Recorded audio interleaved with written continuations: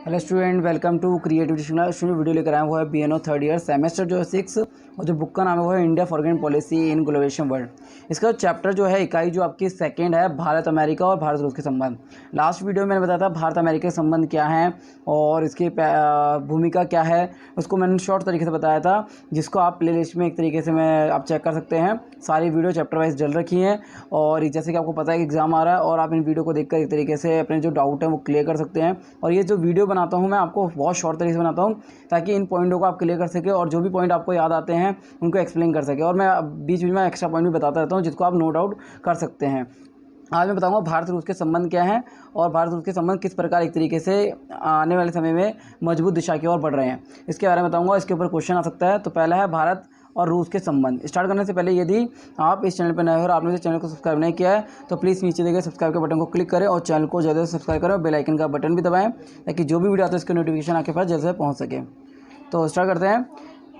26 दिसंबर 1981 में सोवियत संघ के विघटन के बाद रूस पर स्वतंत्र संप्रभु राज्य के रूप में सामने आया। पुराने सोवियत संघ के 75 वर्ष के अस्तित्व काल में अंतर्राष्ट्रीय परिदृश्य और इसके अस्तित्व में आने के बाद के अंतर्राष्ट्रीय परिदृश्य में व्यापक अंतर आया। जैसे कि आपको बता रहा हूँ कि 26 दिसंबर 1981 में सोवियत संघ के विघटन के बाद क्या हुआ, रूस पर स्वतंत्र संप्रभु राज्य के रूप में सामने आया। पुराने सोवियत संघ में 75 वर्ष अस्तित्व काल में अंतर्राष्ट्रीय परिदृश्य और अस्तित्व में आने के बाद अंतर्राष्ट्रीय परिदृश्य में व्यापक अंतर आ गए। किस प्रकार उसने अपनी भूमिका अदा की है।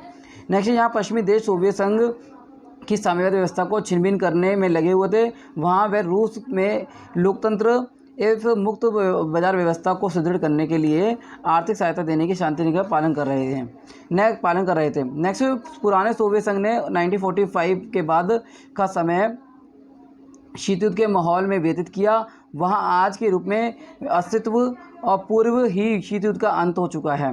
भारत और सोवियत संघ के बीच जो संबंध है, मैत्रीपूर्ण संबंध जो है, नेहरू से लेकर इंद्र कुमार गुजराल तक इन संबंधों में उत्तरोत्तर वृद्धि होती रही है। स्वतंत्रता के बाद ही सोवियत संघ ने भारत को भारी उद्योग की स्थापना करने और रक्षा सामग्री उपकरण उत्पादन में सहायता देने और कृषि उपकरणों की सप्लाई करने और संयुक्त राष्ट्र संघ में कश्मीर के प्रश्न पर भी भारत का सदैव समर्थन किया है।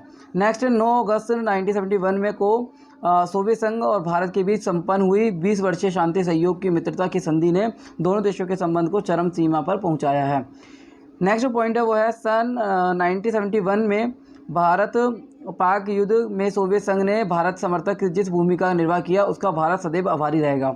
सोवियत संघ के नैतिक और राजनयिक और सैनिक समर्थन के बल पर भारत इस बड़े संकट से पार पा चुका है और भारत के सोवियत संघ के संबंध उत्तरोत्तर विकसित होते रहे हैं। सोवियत संघ के विघटन के बाद साथ ही भारत को एक महान मित्र से वंचित होना पड़ा है। सोवियत संघ के उत्तराधिकारी के रूप में रूस तथा भारत के बीच मैत्रीपूर्ण संबंध रहे हैं।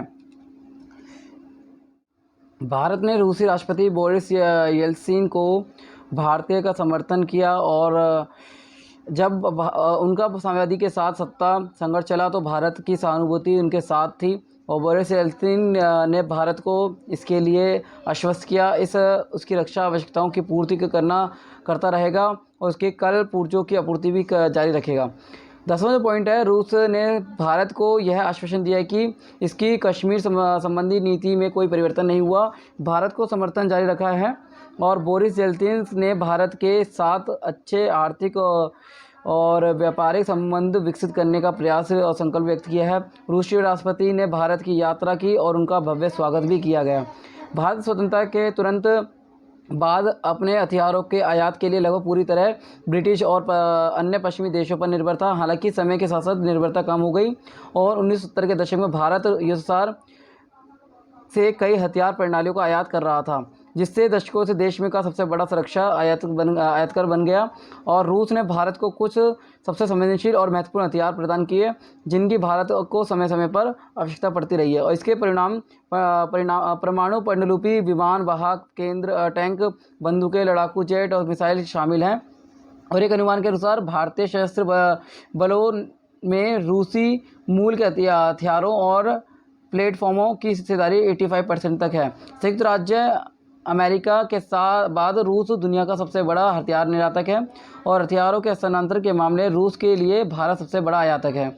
2000 और 2020 के बीच रूस और भारत हथियारों का आयात और 66.5 हिस्से के लिए उत्तरदायी है और 2016 में भारत 2020 के बीच भारत हथियारों के आयात के रूस में हिस्सेदारी लगभग 50% तक कम हो गई थी, लेकिन अब यह बड़ा एकल आयातक बना हुआ है।